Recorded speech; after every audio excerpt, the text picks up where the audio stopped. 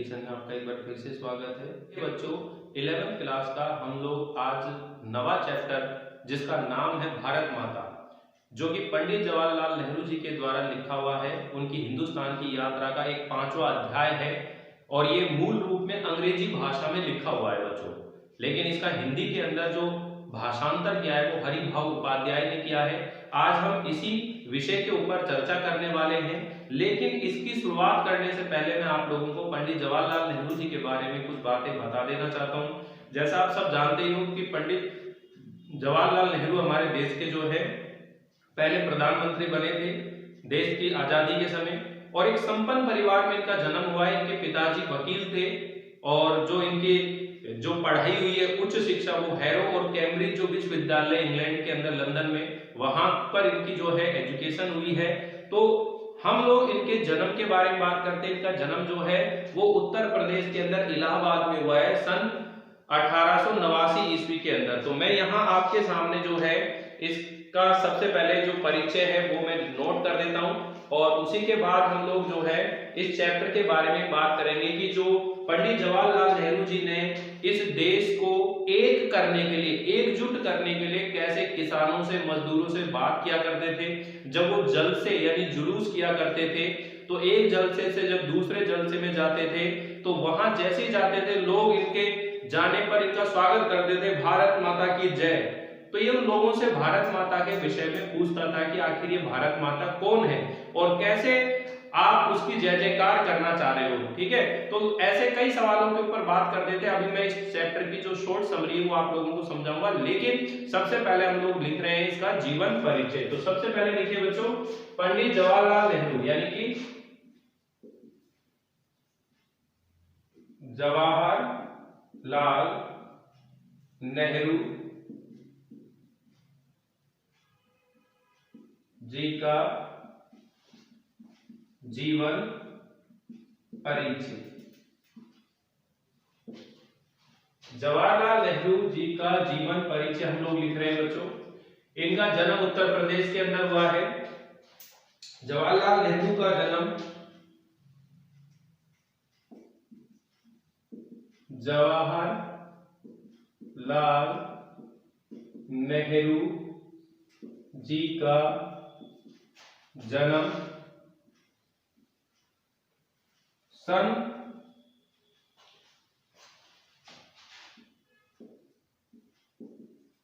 1889 ईस्वी 89 में इलाहाबाद उत्तर प्रदेश, इलाहाबाद उत्तर प्रदेश के एक संपन्न परिवार में, इलाहाबाद के उत्तर प्रदेश के एक संपन्न परिवार में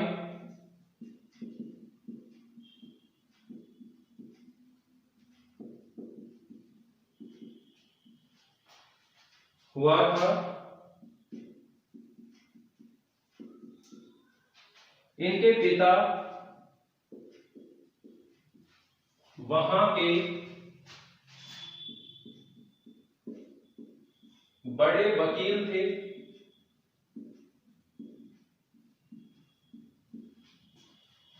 इनकी प्रारंभिक शिक्षा घर में हुई थी।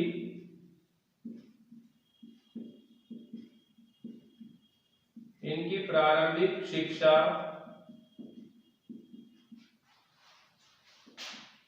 घर पर हुई थी तथा उच्च शिक्षा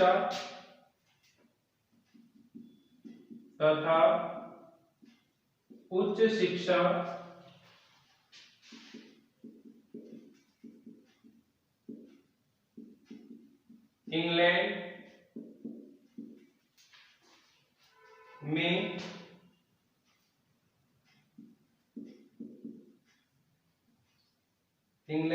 हैरो तथा कैम्ब्रिज विश्वविद्यालय में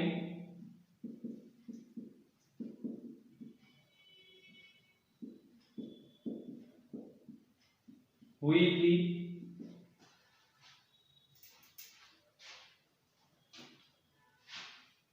लेकिन नेहरू जी पर गांधी जी का बहुत गहरा प्रभाव था। नेहरू जी पर गांधी जी का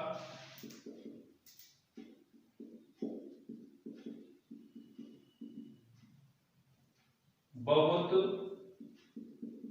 गहरा प्रभाव था।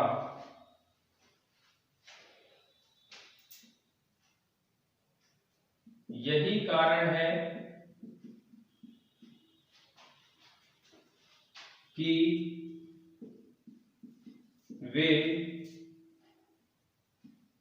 देश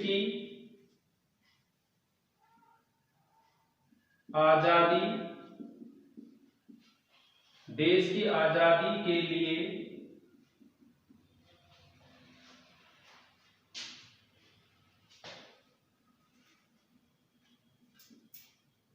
कूद पड़े। आगे चलकर सन 1929 ईस्वी में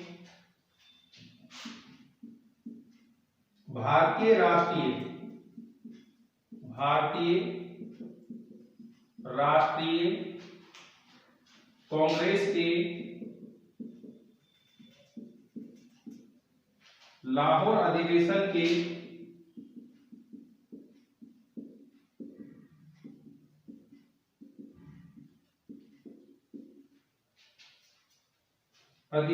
के अध्यक्ष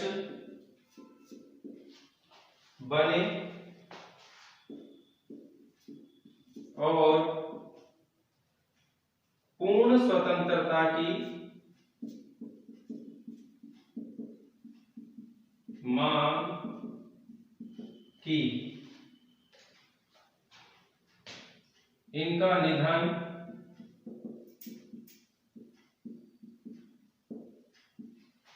सन 1964 में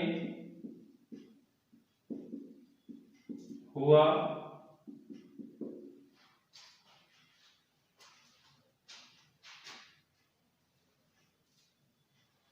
प्रमुख रचनाएं।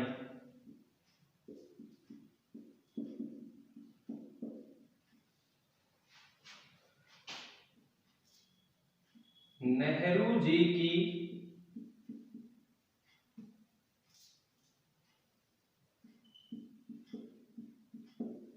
प्रमुख रचनाएं इस प्रकार हैं।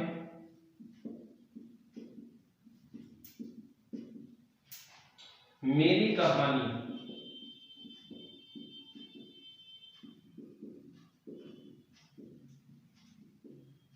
आत्मकथा, ये नेहरू जी की आत्मकथा है। दूसरी है विश्व इतिहास की झलक। विश्व इतिहास की झलक। विश्व इतिहास की झलक। हिंदुस्तान की कहानी।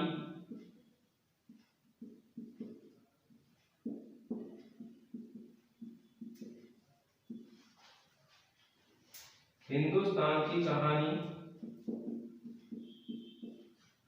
पिता के पत्र, पुत्री के नाम। ये हिंदी अनुवाद है।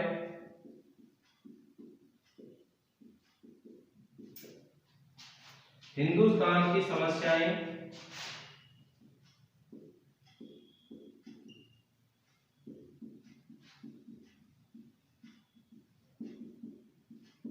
हिंदुस्तान की समस्याएं। स्वाधीनता।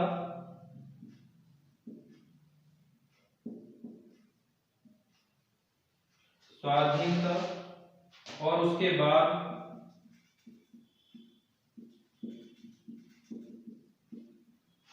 राष्ट्रपिता।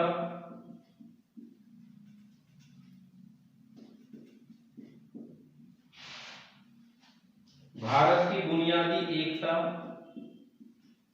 भारत की बुनियादी एकता, लड़खड़ाती दुनिया,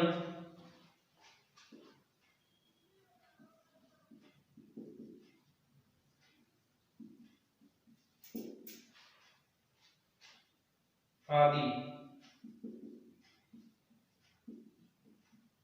लेखों और भाषणों का संग्रह, लेखों और भाषणों का संग्रह है ये। तो इस तरह से आप ध्यान रखिएगा बच्चों, ये जो बातें मैं आप लोगों को बता रहा हूं कि इनके जीवन परिचय के बारे में, कि पंडित जवाहरलाल नेहरू जी का जन्म सन 1889 ईस्वी के अंदर इलाहाबाद में उत्तर प्रदेश में एक संपन्न परिवार के अंदर जन्म हुआ। ऐसा भी कहा जाता है कि जब ये कैम्ब्रिज विश्वविद्यालय में इंग्लैंड के अंदर पढ़ने के लिए गए थे तो वहां उस कॉलेज के जो 7 गेट होते थे सबके सामने अलग अलग एक गाड़ियां खड़ी होती थी। इतने अमीर घर से ये थे, बहुत ही संपन्न, क्योंकि पिताजी जो थे वकील थे वहां पर, और इनकी प्रारंभिक शिक्षा कहीं बाहर नहीं, घर पर हुई थी। लेकिन उच्च शिक्षा के लिए ये इंग्लैंड में हेरो और कैम्ब्रिज विश्वविद्यालय में चले गए, वहां से पढ़ाई करी थी। नेहरू जी के ऊपर गांधी जी के विचारों का बहुत ज्यादा प्रभाव था। यही कारण था कि ये गांधी जी के आह्वान पर अपने देश की आजादी के लिए और ये आजादी की लड़ाई के अंदर कूद पड़े। और वहीं जब भारतीय राष्ट्रीय कांग्रेस का एक लाहौर अधिवेशन हुआ था 1929 में, तो उस समय ये अध्यक्ष बने थे और पूर्ण स्वतंत्रता की इन्होंने मांग की, यानी कि देश में पूर्ण स्वतंत्रता की मांग करने वाला जो व्यक्ति था पहले नंबर पर वो तिलक था। ठीक है, तिलक के बाद में जैसे अपन बात करें उसने पूर्ण स्वराज्य की बात करी थी, लेकिन जो नेहरू जी है उन्होंने पूर्ण स्वतंत्रता की मांग की थी सबसे पहले कि हमें पूरी तरह से स्वतंत्रता चाहिए। और इनका निधन सन 1964 ईस्वी में हुआ था।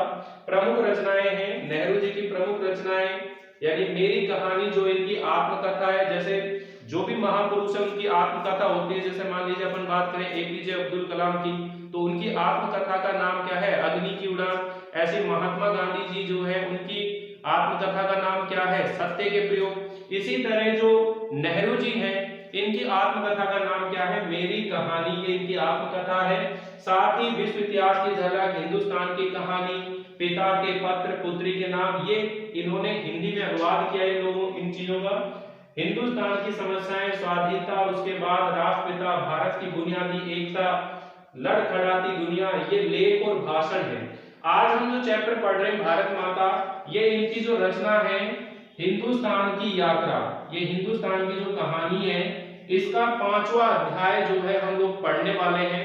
इस अध्याय के अंदर उन्होंने क्या बताया है कि जब नेहरू जी एक जलसे से दूसरे जलसे में जाते थे, जब नेहरू जी, जलसे का मतलब है जुलूस, यानी उस समय देश की आजादी से पहले की बात हो रही है, जब वो जगह जगह यानी कि देश के कई हिस्सों के अंदर वो जलसे किया करते थे, तो लोग इनका स्वागत करते समय एक क्या बोलते थे, भारत माता की जय। तो वहां जो ये जो पंडित जवाहरलाल नेहरू जी हैं उन लोगों से पूछते थे कि ये भारत माता की जय तुम जो बोल रहे हो, ये जय किसकी जय बोल रहे हो, ये ठीक है ना।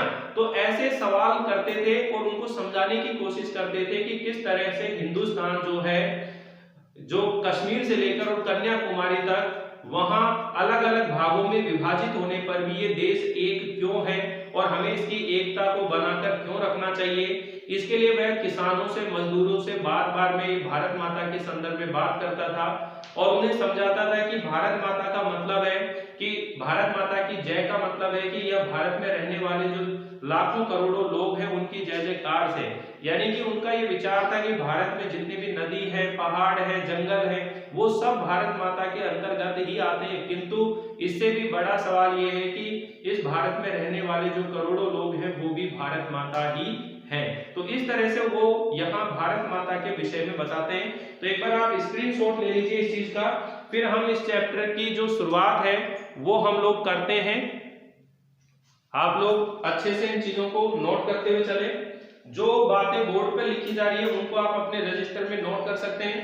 अब हम लोग जो है इस चैप्टर के जो बातें हैं महत्वपूर्ण वो हम लोग पढ़ते हुए चलते हैं और मैं आपको इनमें से समझाते हुए भी चलूंगा। पेन या पेंसिल हमेशा साथ रखें, ये आदत बना लें, क्योंकि जो भी कठिन शब्द आते जाते हैं, कोई भी बात आती है उनको हम पढ़ सकते हैं। पंडित जवाहरलाल नेहरू जी का ये नवा पाठ हम लोग पढ़ रहे हैं, भारत माता, जो कि उनकी हिंदुस्तान की कहानी नामक ये जो रचना है इससे लिया गया है। इसका ये 5वां अध्याय है। ठीक, तो यहाँ पर देखिए ऊपर एक लाइन लिखी होती है, ये इसको हम पढ़ते हैं कि सच्ची संस्कृति को दुनिया के हर कोने से प्रेरणा मिलती है। यानी जो भी सच्ची संस्कृति होती है इस पूरे वर्ल्ड के अंदर, जो भी समुदाय अपनी संस्कृति, अपने कल्चर का सम्मान करता है, वो कम्युनिटी हमेशा उन्नत होती है, वह कम्युनिटी हमेशा समाज के अंदर समृद्धशाली मिलेगी।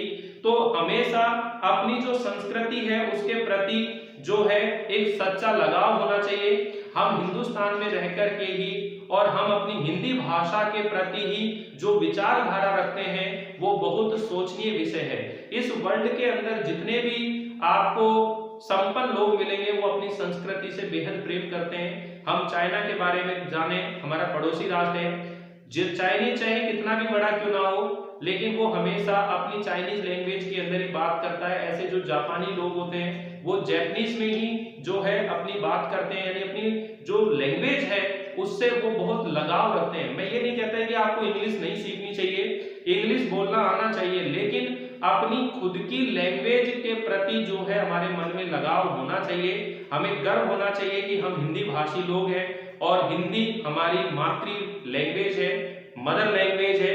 इस बात का हमें गर्व होना चाहिए और उसे बोलने में किसी तरह का मन में संकोच नहीं होना चाहिए। ये जरूरी नहीं है कि जो लोग इंग्लिश बोलते हैं कि वो ज्यादा पढ़े लिखे लोग होते हैं, लैंग्वेज ही तो है। हम हिंदी में बोल रहे हैं, वो इंग्लिश में बोलते हैं, तो कहने का मतलब है हमें अपनी कल्चर से, अपनी संस्कृति से गहरा लगाव होना चाहिए। सच्ची संस्कृति को दुनिया के हर कोने से क्या मिलती है? प्रेरणा मिलती है। और यही संस्कृति, ये महान संस्कृति हमारे हिंदुस्तान की है, हमारे भारत देश की जो संस्कृति है, और उसको दुनिया के हर कोने से प्रेरणा मिलती है, लेकिन वह अपनी ही धरती पर पैदा होती है।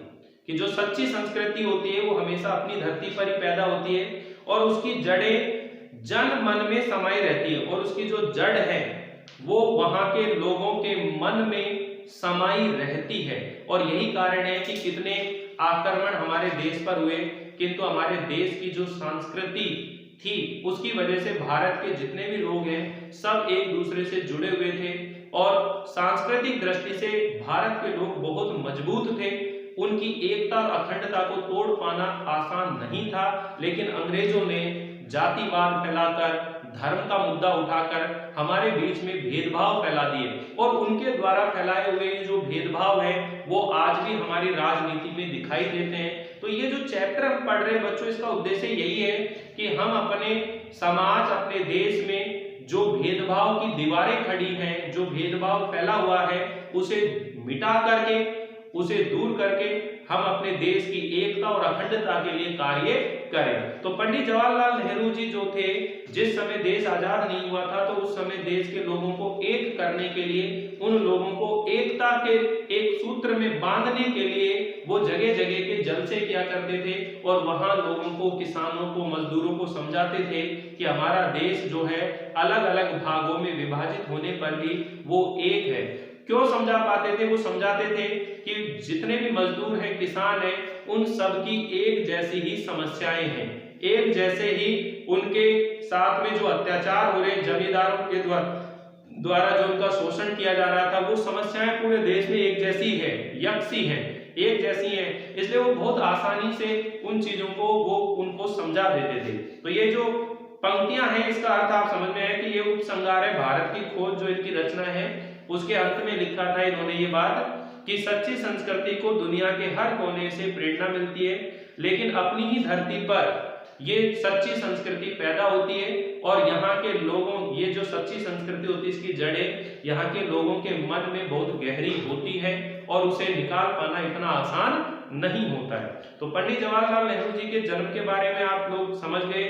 सन 1889 ईस्वी में इलाहाबाद उत्तर प्रदेश में हुआ है। इनकी प्रमुख रचनाएं हैं मेरी कहानी, आत्मकथा है, विश्व इतिहास की झलक, हिंदुस्तान की कहानी, पिता के पत्र पुत्री के नाम, ये हिंदी में अनुवाद किया है, हिंदुस्तान की समस्याएं, स्वाधीनता और उसके बाद, राष्ट्रपिता, भारत की बुनियादी एकता, लड़खड़ाती दुनिया, ये इनके लेख और भाषणों का संग्रह है। निधन सन 1964 ईस्वी में हो गया। जवाहरलाल नेहरू का जन्म इलाहाबाद के एक संपन्न परिवार में हुआ। इनके पिता वहां के एक बड़े वकील थे। नेहरू जी की प्रारंभिक शिक्षा घर पर, उच्च शिक्षा इंग्लैंड में हैरो तथा कैम्ब्रिज में हुई और वहीं से वकालत की पढ़ाई भी की। लेकिन नेहरू जी के ऊपर गांधी जी का बहुत प्रभाव पड़ा। उनकी पुकार पर वे अपनी पढ़ाई को छोड़ करके और आजादी की लड़ाई में जुट गए और आगे चलकर सन 1929 में भारतीय राष्ट्रीय कांग्रेस के लाहौर अधिवेशन के अध्यक्ष बने और पूर्ण स्वतंत्रता की उन्होंने मांग की। नेहरू जी का जो झुकाव था वो समाजवाद की ओर भी रहा है। सन 1947 में जब भारत स्वतंत्र हुआ तो नेहरू जी पहले प्रधानमंत्री बने और भारत के निर्माण के अंत तक वो जुटे रहे। उन्होंने देश के विकास के लिए कई योजनाएं बनाई, जिनमें आर्थिक, औद्योगिक प्रगति तथा वैज्ञानिक अनुसंधान से लेकर साहित्य, कला, संस्कृति आदि क्षेत्र शामिल थे। नेहरू जी बच्चों के बीच में चाचा नेहरू जी के रूप में जाने जाते थे। शांति, अहिंसा और मानवता के हिमायती नेहरू ने अंतरराष्ट्रीय स्तर पर विश्व शांति और पंचशील के सिद्धांतों का प्रचार किया। प्रस्तुत पाठ, अब ये पाठ परिचय ध्यान से समझिएगा, इसी के अंदर वो मूल भाव आता है, इसका मूल उद्देश्य भी इसी में होता है और अगर कोई महत्वपूर्ण प्रश्न बनता है तो वो इसी पैराग्राफ में से बनता है, ध्यान रख लीजिएगा। प्रस्तुत पाठ हिंदुस्तान की कहानी का 5वां अध्याय है। अंग्रेजी से इसको भाषांतर यानी अनुवाद किया है हिंदी में हरिभाव उपाध्याय ने। इसमें पंडित नेहरू जी ने बताया है कि किस तरह देश के कोने कोने में आयोजित जलसों में जाकर वे आम लोगों को बताते थे कि अनेक हिस्सों में बटा होने के बाद भी हिंदुस्तान एक है। इस अपार फैलाव के बीच एकता के क्या आधार हैं और क्यों भारत एक देश है जिससे सभी हिस्सों की नियति एक ही तरीके से बनती बिगड़ती है। यही पूरे पाठ की क्या है, विषय वस्तु है। और इसी क्रम में पंडित नेहरू जी ने भारत माता शब्द पर भी विचार किया है और उनका निष्कर्ष है कि भारत माता की जय का मतलब है यहाँ के करोड़ों करोड़ों लोगों की जय। कहने की जरूरत नहीं है कि अपने छोटे आकार के बावजूद इस लेख का जो तथ्य है वो अत्यंत विराट है और इसका जो प्रस्तुतिकरण है वो बहुत ही पैना है। तो इस तरह से आप लोग इस चैप्टर को अच्छे से समझ जाएंगे। ठीक, तो अब ये बहुत ही छोटा सा चैप्टर है, आसानी से समझ में आ जाएगा बच्चों। अक्सर जब मैं एक जलसे से दूसरे जलसे में जाता था, पंडित जवाहरलाल नेहरू जी बता रहे हैं कि जब मैं एक जुलूस से दूसरे जुलूस में जाता होता तो इस तरह के चक्कर काटता रहता होता, तो इन जलसों में मैं अपने सुनने वालों से अपने इस हिंदुस्तान या भारत की चर्चा करता। भारत एक संस्कृत शब्द है और इस जाति के परंपरागत संस्थापक के नाम से भी निकला हुआ है। मैं शहरों में ऐसा बहुत कम करता क्योंकि वहां के सुनने वाले कुछ ज्यादा ही सयाने थे, समझदार थे और उन्हें दूसरे ही किस्म की गिजा की जरूरत थी। गिजा मतलब खुराक की जरूरत थी। लेकिन किसानों से जिनका नजरिया महदूद था, बहुत संकीर्ण था, महदूद मतलब बहुत छोटा नजरिया था, मैं बड़े देश की चर्चा करता उनके सामने, जिसकी आजादी के लिए हम लोग कोशिश कर रहे थे और बताता कि किस तरह देश का एक हिस्सा दूसरे हिस्से से जुदा होते हुए भी, अलग होते हुए भी हिंदुस्तान एक था। मैं उन मसलों का जिक्र करता जो उत्तर से लेकर दक्षिण तक और पूरब से लेकर पश्चिम तक किसानों के लिए यकसा था यानी एक जैसा था, और स्वराज्य का भी जिक्र करता जो थोड़े लोगों के लिए नहीं बल्कि सभी के फायदे के लिए हो सकता था। मैं उत्तर पश्चिम में खैबर के दर्रे से लेकर धुर दक्षिण में कन्याकुमारी तक की अपनी यात्रा का हाल बताता और ये कहता कि सभी जगह किसान मुझसे एक से सवाल करते हैं क्योंकि उनकी जो तकलीफें हैं वो एक जैसी ही थी, यानी गरीबों, कर्जदारों, पूंजीपतियों के शिकंजे, जमींदार, महाजन, कड़े लगान, सूद, पुलिस के जुल्म और ये सभी बातें गुथी हुई थी उस ठड्डे के साथ जिसे एक विदेशी सरकार ने हम पर लाद रखा था और इनसे छुटकारा भी सभी को हासिल करना था। कहने का मतलब है देश की आजादी से पहले किसानों के ऊपर, मजदूरों के ऊपर जो अत्याचार होते थे, जो शोषण हो रहा था, उन्हीं मसलों को वो अपने जलसों में सभी लोगों के साथ में चर्चा किया करते थे और इससे वो सब किसानों को बड़ी आसानी से समझा देते थे कि किस तरह से हमारा देश उत्तर से लेकर दक्षिण तक जो है वहां की समस्याएं एक जैसी है और हमारा देश अलग अलग भागों में विभाजित होने पर भी वो एक है, अखंड है। ठीक है, मैंने इस बात की कोशिश की कि लोग सारे हिंदुस्तान के बारे में सोचे और कुछ हद तक इस बड़ी दुनिया के बारे में भी, जिसके हम एक जुज हैं, इस दुनिया के हम एक छोटे से स्वरूप हैं। ठीक है ना। मैं अपनी बातचीत में चीन, स्पेन, अबिसीनिया, मध्य यूरोप, मिस्र और पश्चिमी एशिया में होने वाले कशमकशों का जिक्र भी ले आता।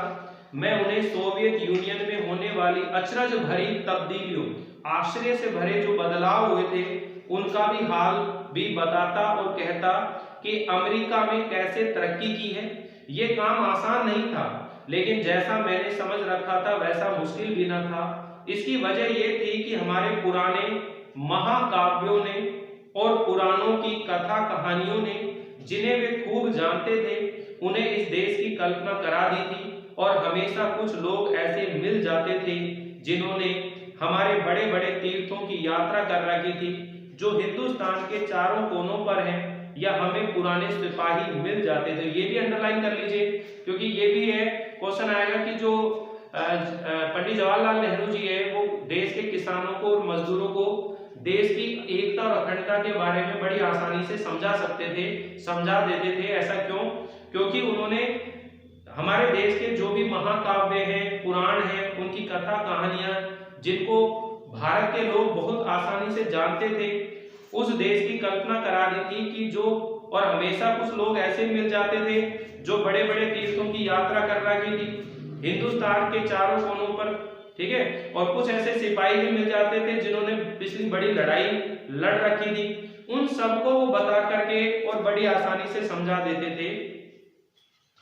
कभी ऐसा भी होता था कि जब मैं किसी जलसे में पहुंचता तो मेरा स्वागत भारत माता की जय इस नारे से जोर के साथ किया जाता। मैं लोगों से अचानक पूछ बैठता कि इस नारे से उनका क्या मतलब है, ये भारत माता कौन है, किसकी वे जय चाहते हैं।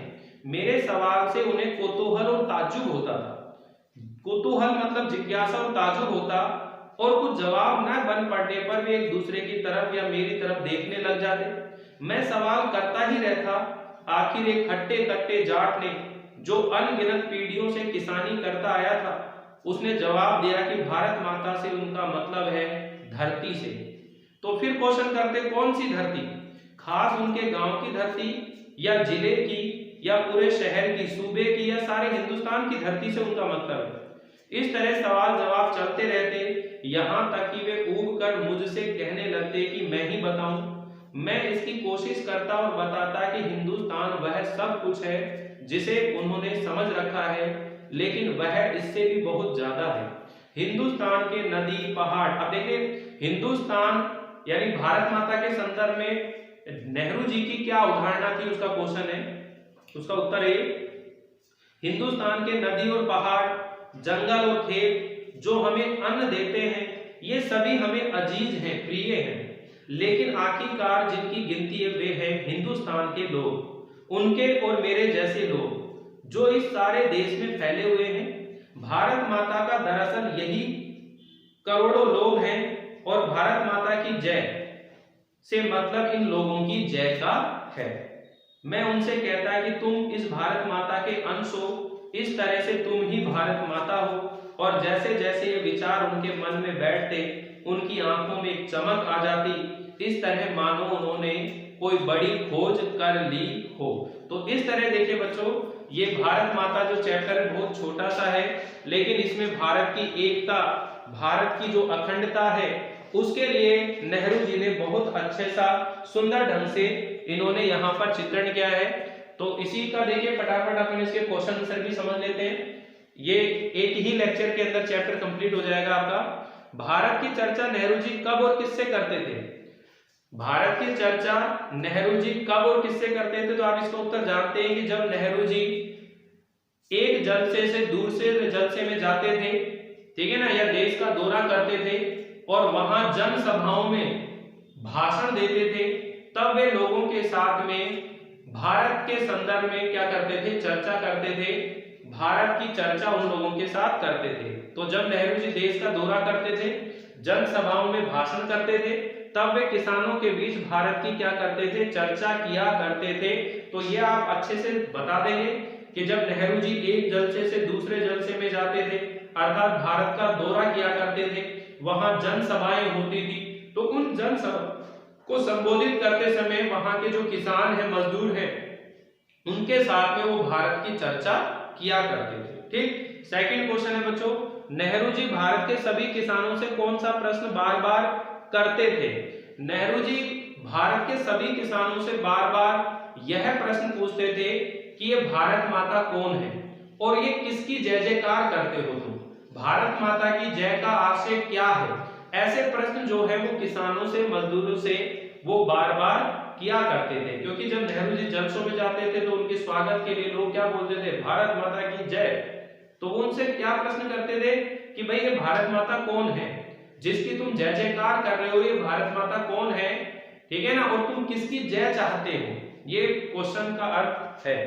नेहरू जी भारत के सभी किसानों से भारत माता की जय नारे का अर्थ पूछते हुए कहते थे कि ये भारत माता कौन है, ये धरती कौन सी है जिसे वे भारत माता कहते हैं, वो गांव की है, जिले की है, सूबे की है, या पूरे हिंदुस्तान की है।